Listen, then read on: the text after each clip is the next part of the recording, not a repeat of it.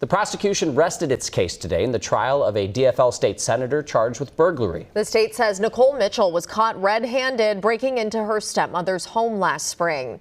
The defense maintains Mitchell was there to check on a loved one whose Alzheimer's disease she feared was worsening. But not everyone who knew Carol Mitchell saw it that way. Our Caroline Cummings has been following all of the testimony in this case. And Caroline, what did we learn on day 2 of this trial?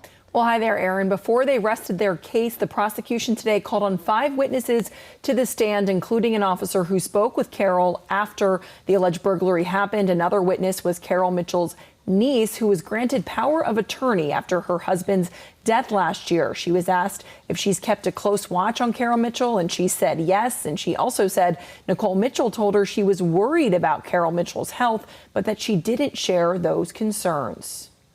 Were you able to follow up with Carol Mitchell's physicians about those concerns? I didn't follow up with her doctors with it. I guess I just took my own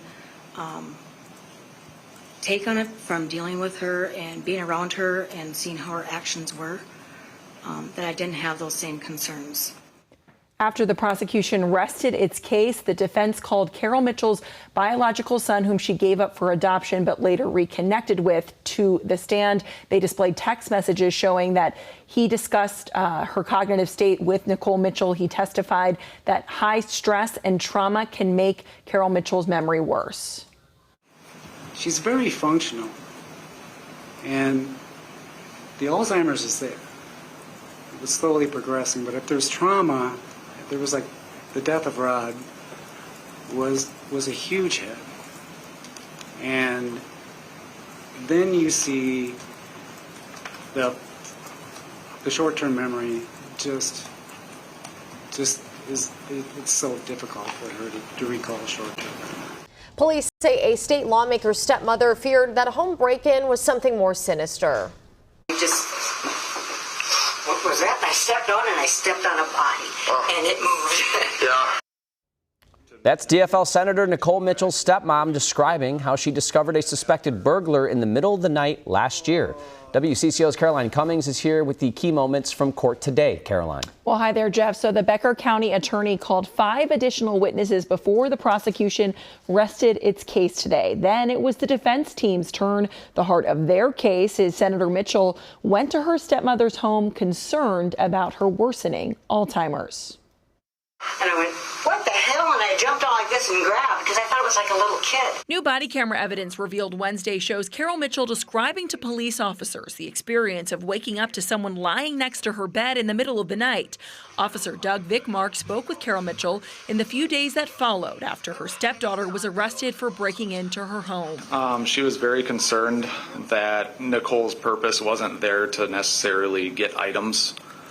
She was more concerned possibly that Nicole might be trying to end Carol's life. That's because Doug Vickmark said Carol Mitchell told him that there was a gun kept nearby in her room. For a long time, I kept my pistol.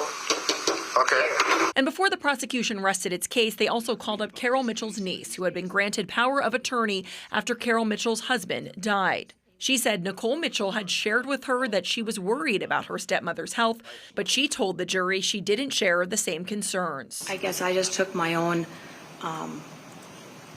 take on it from dealing with her and being around her and seeing how her actions were, that I didn't have those same concerns. The defense's first witness was Carol Mitchell's biological son, whom she gave up for adoption but later reconnected with. He said high stress and trauma could impact her memory. Defense attorneys showed texts between him and Nicole Mitchell about Carol's state.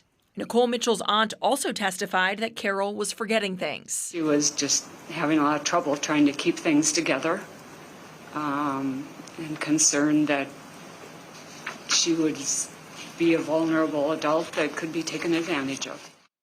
Defense plans to call a handful of other witnesses. That means they could wrap up their case as soon as tomorrow. Senator Mitchell's trial in Detroit Lakes begins again at 9 a.m., Jeff. All right, thank you for the updates, Caroline. And watch extended coverage of this trial streaming daily on CBS News Minnesota.